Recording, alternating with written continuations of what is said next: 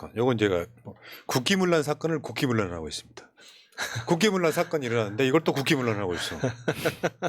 아이씨. 대한민국 너무 이 엉망진창이에요. 골 때리는 게요. 엉망이에요, 정말. 처음에 박정훈 대령이 수사단장이 이제 수사를 열심히 해가지고 국방부 장관, 해병대 사령관 뭐 등등의 다 결재까지 맡은 거를 발표를 앞두고 하지마 했던 분위기상 정황, 검찰이 좋아하는 그 정황 있잖아요. 이거 임성근 해병 1사단장, 심지어 김태효, 이종섭 국방부 장관 등과 같이 근무한 적이 있다는 그 임성근을 빼주기 위한 게 아니냐라고 하는 의혹이잖아요. 그래서 박정훈 대령이 나 이거 받아들일 수 없다라고 하니까 항명하면서 항명 수계라고 한 거야. 저게 소위 말하면 주동자로 지목을 했어요. 항명까지는 그냥 명령에 불복종한 거잖아요. 근데 직당 한 명의 수계가 되면 혼자일 수 없잖아. 복수라는 거죠. 단체가 돼야 예, 되잖아요. 근데 같이 공모한 사람이 없어. 수사단이라고 있을 거 아니에요. 혼자 수사하진 않았을 거 아니에요. 그럼 수사한 사람도 있잖아. 근데 공모자는 없는데 박정훈 단장을 주동자로 지목을 하고 결론을 내려놓고 수사를 하는 거야. 검찰이. 이게 있을 수 있는 이야기냐고. 제가 지금 윤석열 정권을 위태롭게 하니까 일단 질렀어요. 항명의 수계라고. 근데 윤석열 정권을 위태롭게 한 것도 아니죠. 따지고 보면 그러니까 해병대 사단장 한 명 구하려고 지금 이 큰 난리를 치는 거예요. 그거 말고는 아무것도 없는 거잖아요. 그러니까 처음에 그 박 단장이 수사 결과를 이제 경북 경찰서에 전달을 하려고 했던 그 문건 자체는 사단장이 가장 큰 책임이 있다. 그래도 과실치사의 혐의가 가장 크다. 가장 큰 책임을 져야 된다.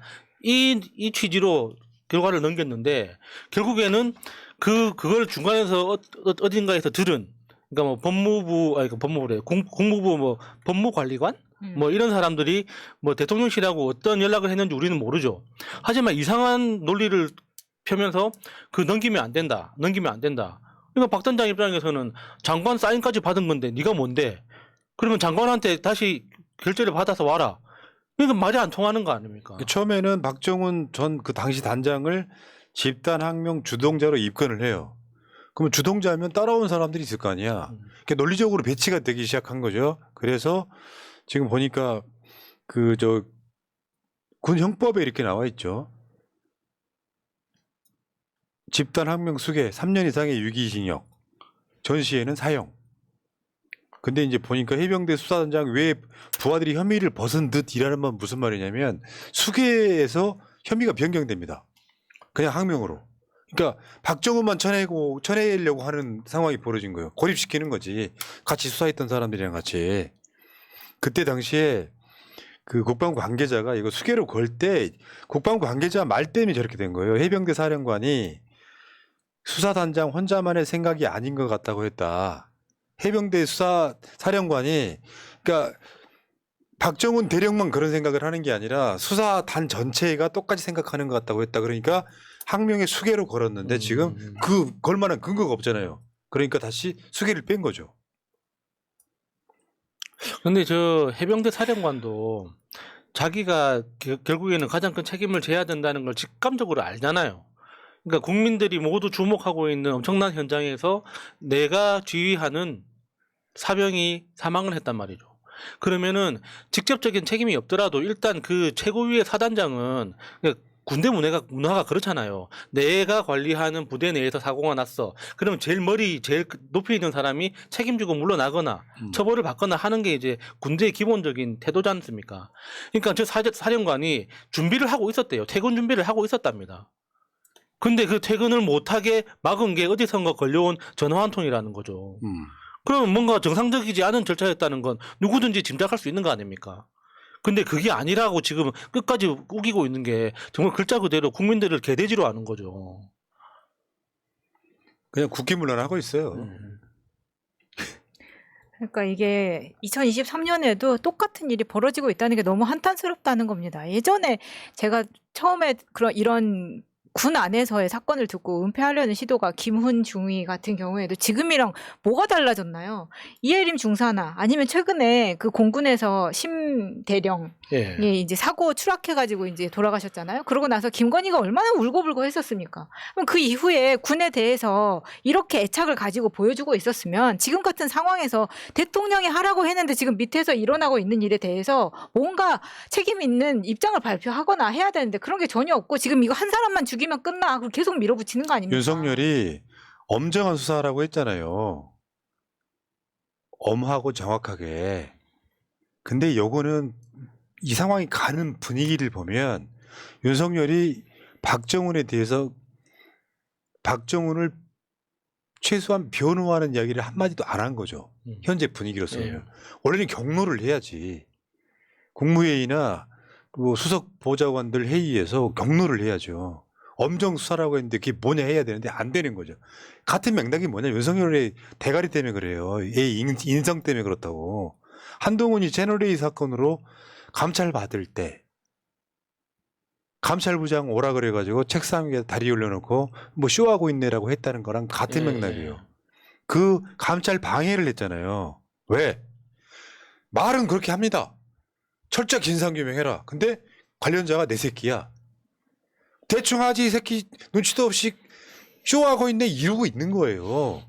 임성근이는 김태효의 그러니까 김태효 손에서 만약에 김태효를 방어하기 위해서 윤석열이 저러고 있을 수 있다고 보이지만 현재 분위기로 보면 윤석열이 한마디도 안 하고 있거나 오히려 박정훈을 지켜주지 못하니까 상황은 계속 저렇게 가고 있는 거예요. 예. 근데 그 상황에서 어떻게 생각하면 김태효한테 말을 못하는 게 아닌가. 김태효가 외교 대통령이야 별명이. 김성환이 잘릴 때도 안보실장이 잘릴 때도 김태효는 안 잘렸어. 그 김태효가 관련자 이종석 국방부 장관 꽂아줬다는 설립하다 해. 그러니까 국방부 장관을 별 3개짜리가 꽂혀진 게 24년 만이야. 그리고 같이 근무했던 임성근이 현재 해외 1사단장이란 말이에요. 그러면 내가 정상적으로 김태효한테 진 빚이 없으면 불러서 이야기하지. 네가 한 거야?